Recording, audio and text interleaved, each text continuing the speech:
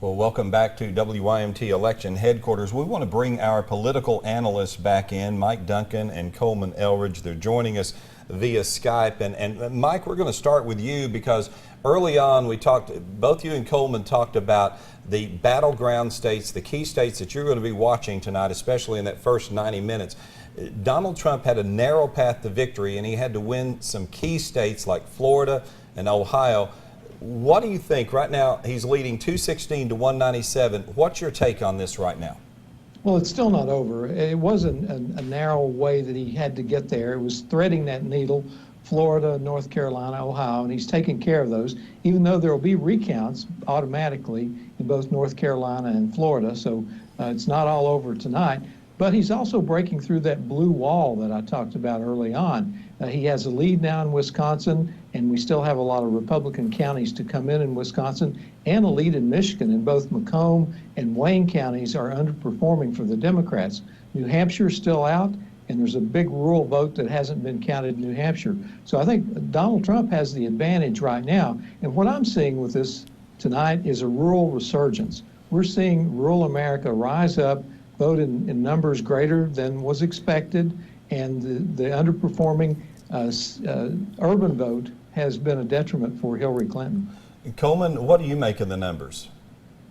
Well, obviously, Donald Trump had to do some important things tonight, and it looks like, at least in North Carolina and Ohio, he's done that. As we now move to Michigan, we move to Wisconsin, we move to Nevada. We'll see where this race goes. I think Pennsylvania is still out, but looks like it's going to go to Secretary Clinton, and so there is still a path to victory for both of them. I think what America's going to have to grapple with in the morning is the kind of campaign that was run. I had to explain to my son came into my office here at the house one day, and we were watching the news, and he said, "Daddy, we're black, right?" And I said, "Well, yes." And I said, "But your mom's white, I'm black, you're perfect." Those were my exact words. And he said, "Well, why does Donald Trump think that we live in hell?" America's going to have to wake up tomorrow morning if Donald Trump wins this and really look at the kind of campaign that was run. And I understand, I live in rural America, rural Kentucky. I understand the importance of rural America having a voice, but this goes beyond rural America having a voice. There was something of the America that I was raised in that just seems off tonight. And so, what I make of it is that we still have a couple more hours to go. We still have many more votes to count across the nation.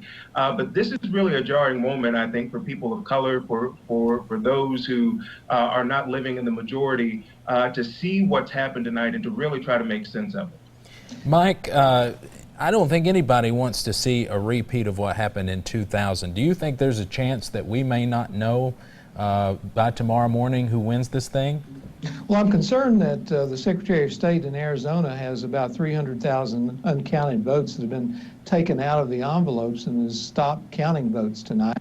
So I think it will be tomorrow morning, possibly before we know. I don't think it's going to be the same kind of recount with hanging chads like we had in 2000, but it's an automatic recount because of the close election in Florida and North Carolina. I'm optimistic that we will have a winner, but I'm not sure that we're going to have a certified winner as quickly as we'd like.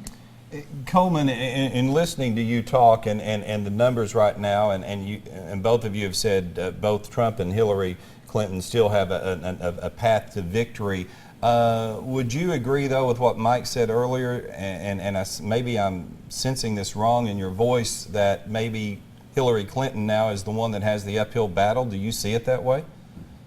I think it is an uphill battle. I've been playing around like millions of other Americans with online maps to see, what the different scenarios are. I think she, to be victorious, needs to hold on to Pennsylvania, needs to hold on to Michigan, needs to hold on to Wisconsin. And if she can do that, I think, you're looking at a 272 to 268 margin of victory for Clinton. But obviously, the paths to victory that she had at the beginning of the day have narrowed because of the overperformance of of some of Trump's most ardent supporters. So I do think the burden now is going to be on the Clinton campaign. But again, it is a plausible and possible path to victory.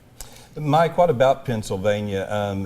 Correct me if I'm wrong, but a large portion of that state typically votes Republican, but it's Philadelphia that really has the numbers and brings in the vote for the Democrats. Is that correct? Yes. And is that what you're expecting tonight? That's correct. And what you're seeing in Philadelphia is that Hillary Clinton has underperformed. The coalition that she was trying to put together there has not performed at the rate that she'd like.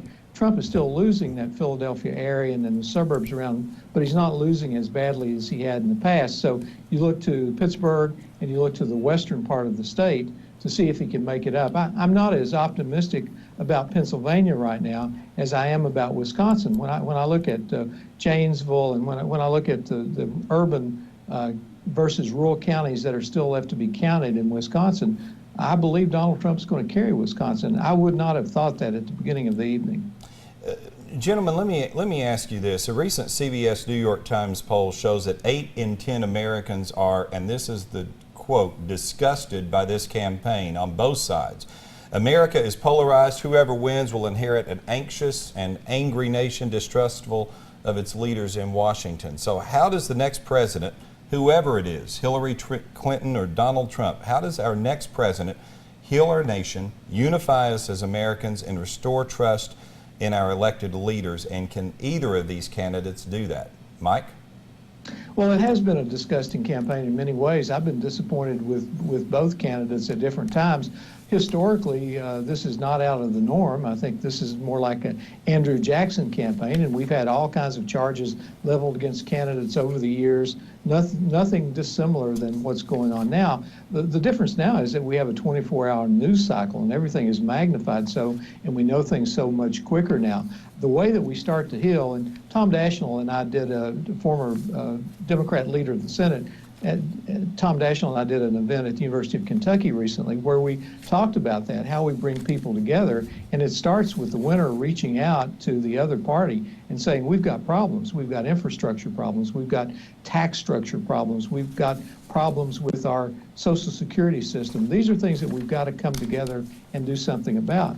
And I believe Donald Trump has that ability. He's been able to put deals together all over the world. He's been able to deal with local city councils, local groups that create zoning ordinances. So I think he has the ability to do things that others might not have done. And I hope that Hillary Clinton, should she win, does the same thing. I hope she reaches across the aisle immediately to Mitch McConnell and says, let's go, let's fix some of this. I hope she reaches out if she's elected to the Speaker of the House. But we don't know yet. I think Trump does have an advantage right now, but it's not over. 216 to 209 right now, gentlemen. Coleman, what is your biggest concern about a Donald Trump presidency? And Mike, what is your biggest concern about a Hillary Clinton presidency? Coleman first. There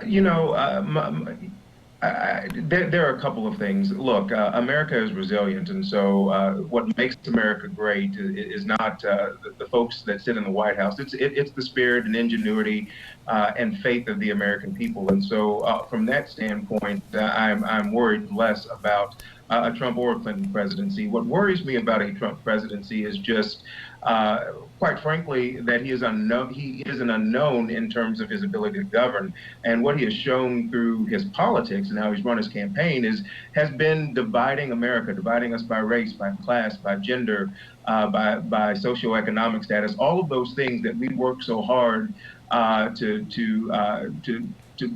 really dissipate, and we work so hard to bring ourselves together. He highlighted in a way for the most cynical of reasons, which was just to win an election. And so, to your previous question, I think we have seen Hillary Clinton govern, and when she governs, she has been a bridge across the ideological spectrum. She was able to bring very cautious and skeptical Republicans to the table when she was in the Senate. So we know how she governs. My fear for a Trump presidency is it becomes the norm to say, well, if this is how I won, this is how I must govern. And what that means for people all across this nation, what it means for future generations, my children, is what I worry about the most. Mike, biggest concern about Hillary Clinton? I'm concerned that she doesn't know enough about mainstream America and rural America. I'm concerned that her instincts aren't transparent. Her instinct is to cover things up, not to admit mistakes. And I think this makes it much more difficult to govern. Well, gentlemen, we want to thank you both for spending several hours with us tonight, offering your insight and your wisdom. It's always a pleasure. And again, thank you both, Coleman and Mike. We appreciate it. Thanks, Neil, Steve, Coleman. Thanks Good for to having hear. us.